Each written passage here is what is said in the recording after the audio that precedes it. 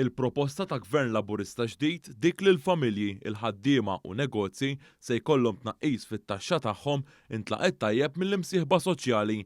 Dan hekk kif Gvern ġdid immexxi mill-Prim Ministru Robert Abela se jkun qed jagħmel l-akbar żieda fit-twessieħ tat-tax bands. Sigħat wara li nataw iżjed dettalji dwar din il-miżura mill-Prim Ministru Robert Abela, One News kellem mal-kap eżekuttiv tal-Kamra għan-Negozji Żgħar u Medji, Abigail Aġus Mamo. Hija fissret kif it-tnaqqis fit-taxxa korporattiva se tkun qed tgħin lin-negozji. Nilqawha b'mod tajjeb ħafna, hija proposta tanġibli li żgur ħadd tagħmel differenza kbira.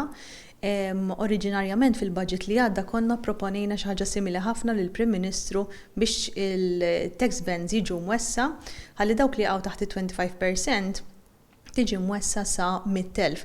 U din għal daqstant hija propost li ġiet mimħabbra llum hija terġa' iktar aggressiva minn dik li konna proponejna aħna għax tkopri sa 250,000 tiġifieri żgur hija tajba immens għall-businesses. Il-Kamra għan-Negozji Żgħar u Medji saħqet kif din il-miżura hija importanti wara l-isfida tal-pandemija li se tgħin in-negozji jinvestu aktar f'pajjiżna. Ġifieri żgur ħadd tagħti enerġija ġdida lin-negozji, żgur ħaddihom ħafna kuraġġ li ovvjament wara sentej għaddej mill-pandemija wieħed ikun medajajja imma din ħatati dik l-injection tajba ħafna fin-negozju biex huma jkunu jistgħu jqumu fuq saqajhom iktar malaj u nerġgħu naraw l-ekonomija tirkupra. Id-Direttur Ġenerali tal-Assoċjazzjoni Maltija ta' min iħaddem Joe Farrugia qal kif il-proposti imresqa mill-Partit Laburista se jgħinu kemm in-negozji u anke il-ħaddiema permezz ta' żieda fir-rifużjoni tat-taxxa.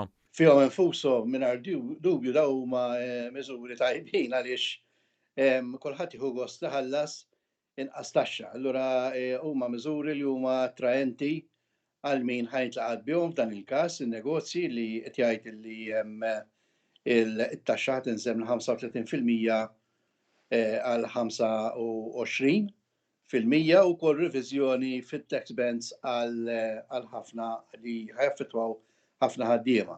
Is-Segretarju Ġenerali tal-General Workers Union, Joseph Buġejja, qal kif dawn il-miżuri se jħallu aktar flus fil-but tal-familji Maltin u Għawċin, dan fil-waqt li l-ekonomija se tkompli tikber. Flus ħafna minnhom jintefqu direttament fl-ekonomija tagħna billi xi ħadd joħroġ jew jagħmel xi refurbishment fil-djar tiegħu jew jirranġa xi affarijiet jew kollu bżonn xi nuqqas jużah.